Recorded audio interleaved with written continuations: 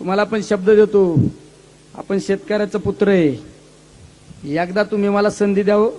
नाही शेतकऱ्यांच्या प्रश्नासाठी संसद बंद पाडली ना, ते नाव बदलून ठेवीन. आपण पण हटके.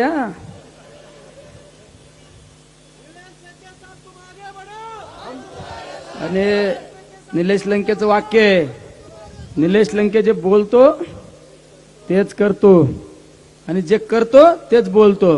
दुसऱ्याच्या झेंड्यावर पंढरपूर करण्याची सवय नाही आपली. आमच्या प्राजक्त दादाने काम मंजूर केले आणि नारळ फोडायला दुसरेच भुरटे.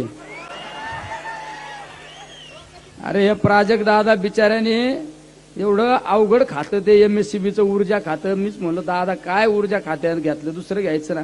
दादा म्हणले नाही अवघड खातं आहे ना ते बघ कसं सोयीचं करतो. आणि सगळ्यात जास्त शेतकऱ्यांच्या बांधावर ट्रान्सफॉर्मर दिले असते ना ते प्राजक्त दादाने दिले असते.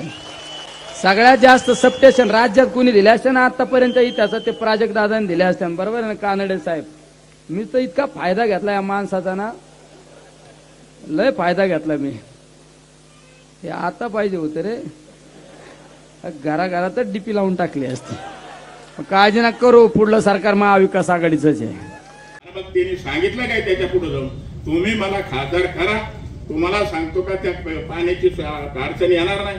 जर कदाचित तुमच्या राऊरला पाणी मिळालं नाही, मी संसद बंद करण्याचं काम करीन. आता हा संसद बंद करायला निघालाय. पवाराचे उमेदवार 500 तर डिपॉझिट गेल्यासारखेच येते आणि राहिलेत काय 2-3 एक जण माणसं.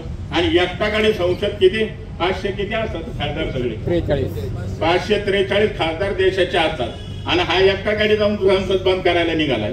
म्हणजे किती बालिशपणाचं बोलणं बोलतोय याचा विचार करण्याचं काम करा.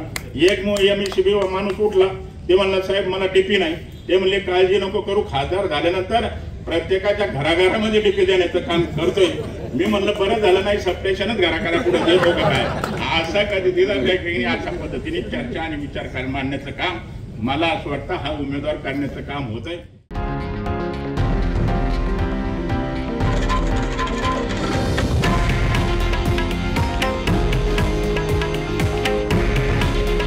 हे आहे देशातील नंबर 1 न्यूज नेटवर्क आणि आपण पाहत आहात TV9 मराठी. काळजी तुमची, हित महाराष्ट्राचं.